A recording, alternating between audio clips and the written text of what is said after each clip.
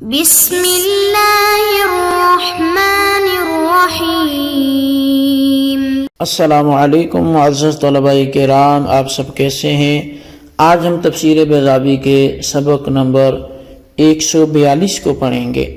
آج کے ہمارے سبق کا عنوان ہے معتزلہ کا استدلال۔ آج کے ہمارے سبق کی عبارت واحتجت المعتزلۃ سے شروع ہوتی ہے۔ آئیے سب سے پہلے عبارت پڑھ کے اس کا ترجمہ کرتے ہیں، اس کے بعد اس کی وضاحت کی طرف بڑھتے ہیں۔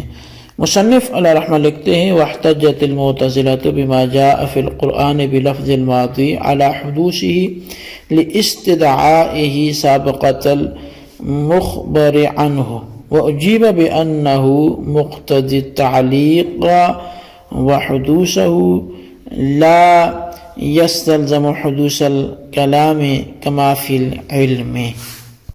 اور معتزلہ نے قرآن پاک میں آئے ہوئے افعال ماضیہ سے قرآن پاک کے حدوث پر استدلال کیا ہے، کیونکہ فعل ماضی سبقت مخبر عنہ کا تقاضا کرتا ہے، اور جب قرآن پر کسی شے کی سبقت ثابت ہو گئی تو قرآن کا حدوث ثابت ہو گیا۔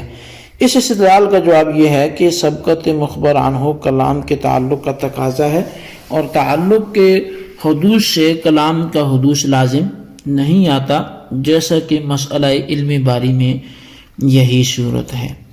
جی طلبہ کرام، یہ ہمارے آج کے سبق کی عبارت، اس کا ترجمہ تھا۔ آئیے اب اس کی وضاحت کی طرف بڑھتے ہیں۔ یہ 5ویں بحث ہے جو معتزلہ کے استدلال اور اس کے رد پر متعلق ہے۔ اس بات سے پہلے دو باتیں بطور مقدمہ کے سمجھ لینا ضروری ہیں۔ پہلی بات یہ ہے کہ قدیم اور حادث میں سے ہر ایک دو قسموں پر منقسم ہوتا ہے۔ آج کی ویسے جو ہماری گفتگو وہ یوں سمجھ لیں آپ کے علم کلام پر ہے، یعنی علم کلام علم عقائد کو بولتے ہیں، اور علم عقائد میں ایک نام آتا ہے کلام اللہ، مخلوق ہے یا غیر مخلوق ہے، حادث ہے یا قدیم ہے، تو اس پہ ہماری گفتگو ہوگی۔ تو پہلے آپ یہ سمجھ لیں کہ قدیم اور حادث میں سے ہر ایک دو قسموں پر منقسم ہے۔ ایک قدیم بذات ہے، دوسرا قدیم بزمان ہے، اور حادث بذات اور حادث بزمان ہے۔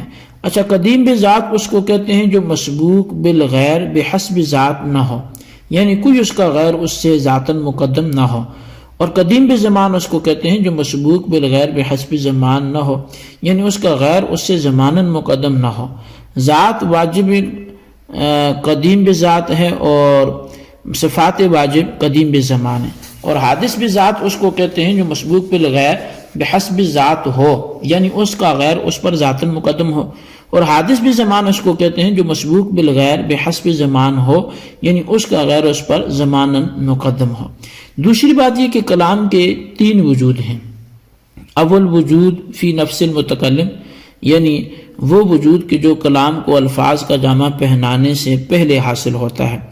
اس وجود کے اعتبار سے کلام کو کلام نفسی کہتے ہیں، یعنی وہ معنی کہ جو آپ زبان سے ادا کرنے سے پہلے دل میں خیال کرتے ہیں وہ کلام نفسی ہے۔ اسی کو شاعر نے بھی ایک بیان کیا کہ ان الکلام لفی الفؤاد وانما جعل اللسان علی الفؤاد دلیلا، کہ اصل کلام تو وہ دل میں ہے، زبان تو وہ دل سے نکلے ہوئے الفاظ کی ایک ترجمان ہوتی ہے، اس پہ دلالت کرنے والی ہوتی ہے۔ اچھا، دوسرا وجود تلفظ، دوسرا جو وجود ہے وہ تلفظ میں ہے، یعنی ایک تو وہ جو نفس میں ہے، دل میں ہے، تو تلفظ میں وجود وہ جو وجود کے جو اس کلام نفسی کو الفاظ کا جامع پہناتے وقت حاصل ہوتا ہے۔ اس وجود کے اعتبار سے اس کلام کو کلام لفظی کہتے ہیں۔ پہلے کو کلام نفسی بولتے ہیں جو نفس میں ہے، اور اس کو کلام لفظی بولتے ہیں۔ اچھا، تیسرا وجود پھر نقش والکتابت ہے، یعنی وہ وجود جو اس کلام کو لکھتے اور نقش کرتے وقت حاصل ہوتا ہے، اور اس کو کلام میں نقوشی بھی کہتے ہیں۔ اصول فقہ والے کلام لفظی کو نظم اور کلام نفسی کو معنی سے تعبیر کرتے ہیں۔ ہمارا معتزلہ کا اس بارے میں تو اتفاق ہے کہ کلام اللہ قدیم بذات نہیں ہے۔ ہاں، اس بارے میں اختلاف ہے کہ قدیم بزمان ہے یا حادث ہے۔ تو اہل سنت و جماعت دونوں کے قائل ہیں، یعنی قدیم بزمان ہے اور حادث بھی ہے۔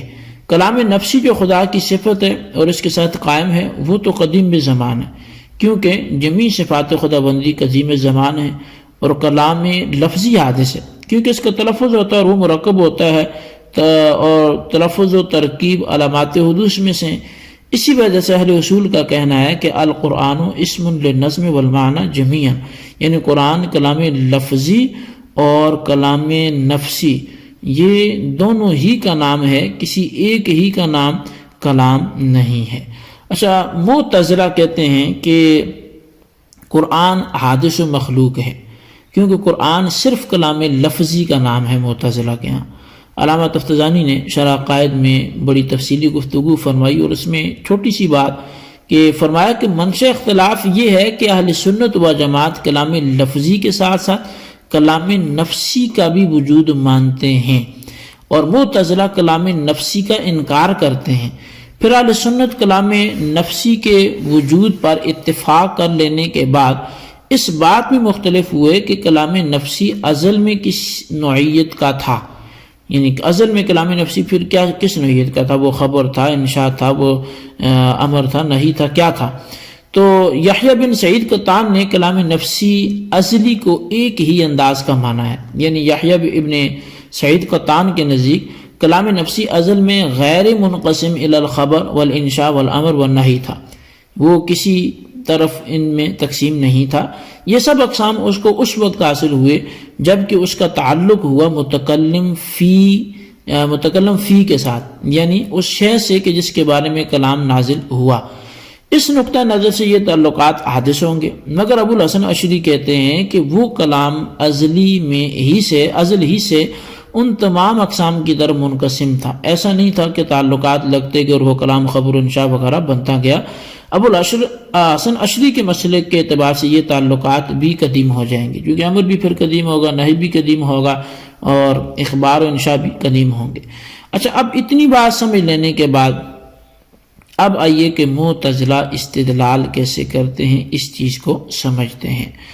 معتزلہ اس کوشش میں ہیں کہ قرآن کو صرف کلام لفظی حادث میں منحصر کر دیں۔ اس سلسلے میں انہوں نے ان آیات سے استدلال کیا ہے جن میں ماضی کا صیغہ استعمال ہوا ہے، اور قاضی صاحب نے بھی ان کے استدلال کو اب ذکر کیا جب کہ ماضی کے 4 صیغے پہلے بھی گزر چکے ہیں۔ چلیں، دیر سے ہی لیکن درست صحیح۔ اول تو صیغہ انعمتا گزرا تھا، پھر رزقنا گزرا تھا، تیسرا انزل گزرا تھا، چوتھا کفروا گزرا۔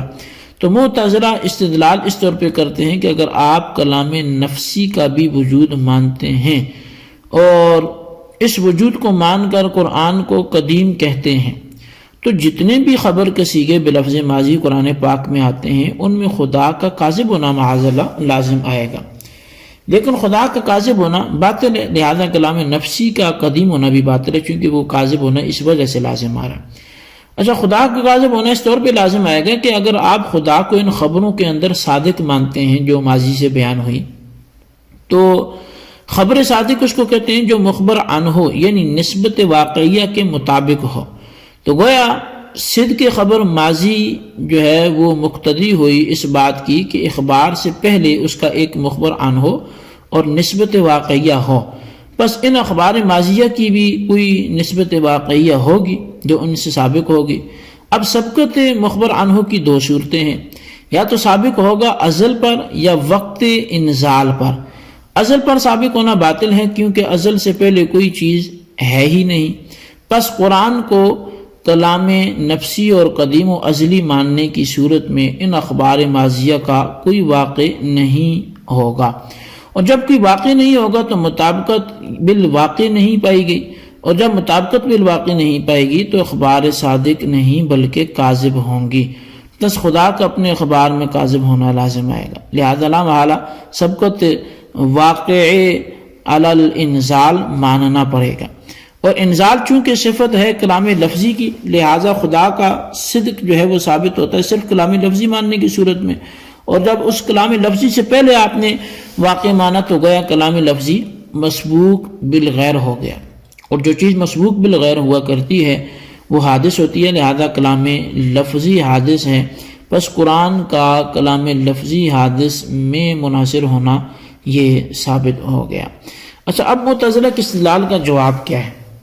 تو جواب یہ ہے کہ آپ نے حدوث صرف اس بنا پر ثابت کیا کہ صدق خبر ماضی میں جو ہے وہ سبقت واقع کا تقاضا کرتی ہے۔ ہم یہ کہتے ہیں کہ جب تک یہ کلام خدا کی ذات کے ساتھ قائم تھا تو نہ یہ ماضی تھا نہ خبر تھا، اور چونکہ خبریت و ماضویت کی شان پیدا ہوئی تعلق بالمتکلم فی کی وجہ سے، بس یہ کلام سبقت مخبر عنہ کا تقاضا کرے گا تعلق کے اعتبار سے، اور اس لحاظ سے تعلق حادث ہو جائے گا کیونکہ وہ مسبوق بالغیر ہوگا، اور حدوث تعلق مستلزم نہیں ہے حدوث متعلق کو، یعنی حدوث کلام کو، جیسے کہ صفت علم کے بارے میں آپ سب کا یہی عقیدہ ہے کہ وہ اللہ کی صفت قدیمہ ہے، مگر اس کے تعلقات قدیم نہیں ہیں، معلومات قدیم نہیں ہیں، علم قدیم ہے۔ تو بس جس طرح حدوث تعلق علم مستلزم نہیں حدوث علم کو، اسی طرح حدوث تعلق کلام مستلزم نہیں حدوث کلام کو۔ بس قرآن پاک کلام نفسی بھی ہے اور یہ قدیم ہے، اور کلام لفظی بھی ہے جو کہ حادث ہے، مگر یہ جواب یحییٰ بن سعید قطان کے عقیدے کے مطابق ہوگا کیونکہ متعلقات کو حادث مانتے ہیں، اور اگر ابو الحسن اشعری کے مسئلے کو پیش نظر رکھیں تو جواب یہ ہوگا کہ یہ کلام جب تک خدا کے ساتھ قائم تھا اس وقت تک اس میں کوئی زمانہ نہیں تھا، کیونکہ خدا کے یہاں تمام زمانے برابر ہیں جیسا کہ تمام امکنہ بھی برابر ہیں۔ ماضی استقبال کی صورت اس کو اللہ تعالیٰ نے مخاطب کی رعایت رکھتے ہوئے عطا کر دی تاکہ فہم کا معاملہ آسان ہو جائے، اور جب ان کو ماضی وغیرہ عطا ہونے کی حکمت یہ ہے تو پھر سبقت مخبر عنہ کو تلاش کرنے کی کوئی ضرورت ہی نہیں، اور جب سبقت مخبر عنہ کو تلاش کرنے کی کوئی ضرورت نہیں تو پھر حدوث ثابت نہیں ہوتا۔ یہ جو کچھ استدلال معتزلہ کے ذیل میں تشریح کی ہے، شارح جو ہیں وہ انہوں نے اس پر بہت ہی زور دیا، اور قاضی کی رفعت شان کے مطابق بھی یہی ہے، ورنہ بعض شارحین استدلال جواب کو گول مول ذکر کرتے ہیں۔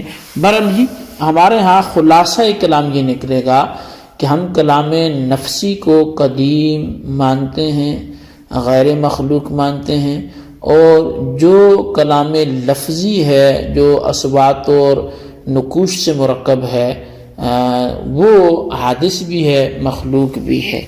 تو یہ ہمارا آج کا سبق تھا، اس کو اچھی طرح سمجھیں، اس کے خلاصے کو اپنے رجسٹر پر ضرور لکھیں، بالخصوص جو ہے وہ ان سوالات کے آپ ضرور جواب دیں۔ سوال نمبر 1 یہ ہے کہ معتزلہ کا کلام الہی کے حوالے سے کیا عقیدہ ہے، اور سوال نمبر 2 یہ ہے کہ ابن سعید قطان اور ابو الحسن اشعری کے درمیان فرق بیان کریں۔ اللہ تبارک و تعالیٰ سے دعا ہے جو کچھ ہم نے پڑھا سنا اسے یاد رکھنے کی توفیق نصیب فرمائے، آمین بجاہ النبی الامین صلی اللہ علیہ وسلم۔